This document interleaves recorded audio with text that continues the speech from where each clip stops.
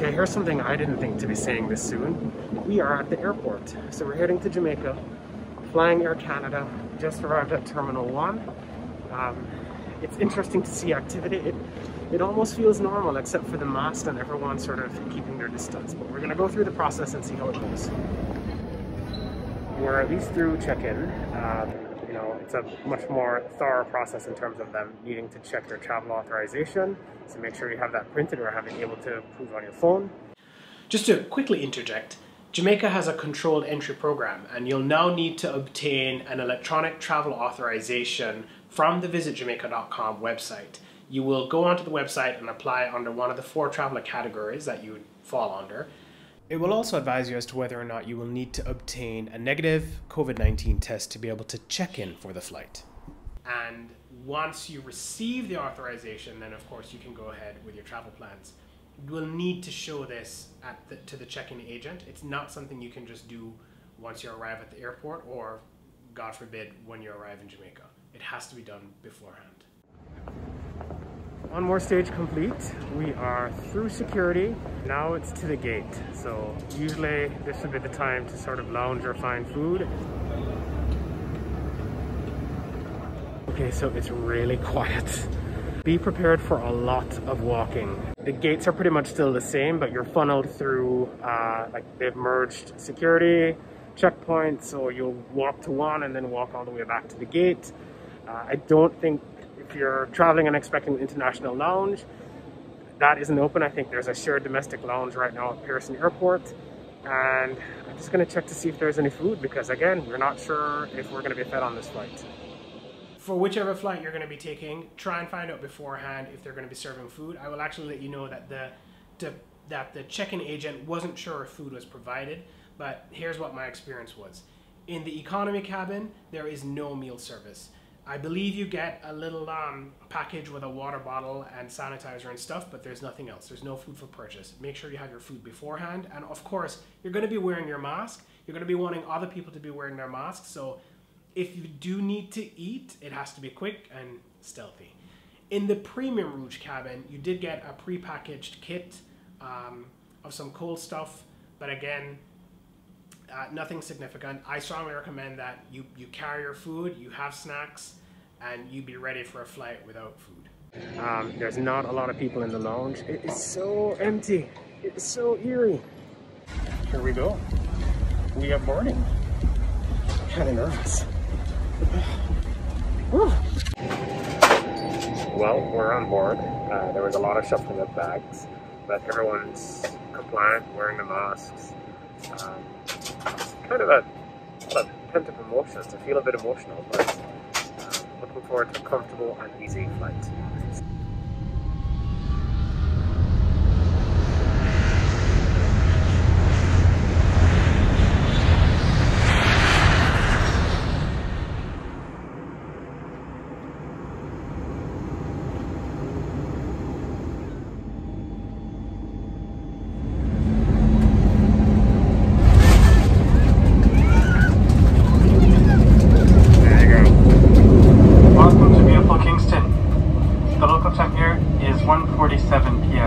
So this is where we re-enter the reality of COVID.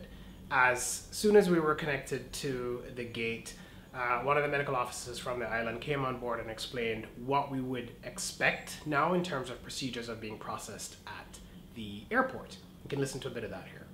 Measures have been put in place to protect visitors to the island as well as our citizens from undue exposure to this infection and from becoming infected. You are required to wear your face mask at all times. Your face mask should cover both your mouth and your nose. Additionally, you will be required to have an individual health and risk assessment done, which will include the verification of or collection of personal information, security processing, and COVID-19 testing as may be necessary. All passengers will be required to sign a quarantine order, which stipulates that persons under quarantine cannot leave their quarantine location except with permission from the health authorities. Remember, COVID-19 is not over. Please protect yourself while protecting others. Upon disembarking the aircraft, you'll be handed a process flow form. On this form, please write your name and your flight number. Once we disembarked the plane, true to form, we were given that sheet where we would complete the flight number and our name. And as we exited the jet bridge into the tunnel towards immigration, our temperature was taken, and then we were lined up, socially distanced of course, lined up in the tunnel. Now be prepared that this can take some time because you also have to compete with the number of people on your flight as well as any other flights on the ground.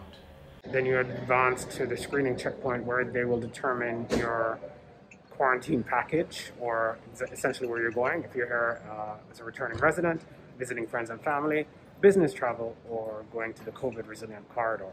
You have to sign off on this. For me, it was a 14-day quarantine, and they explain to you what you need to do in case you do develop symptoms of COVID. There is actually a form that you're supposed to complete every day.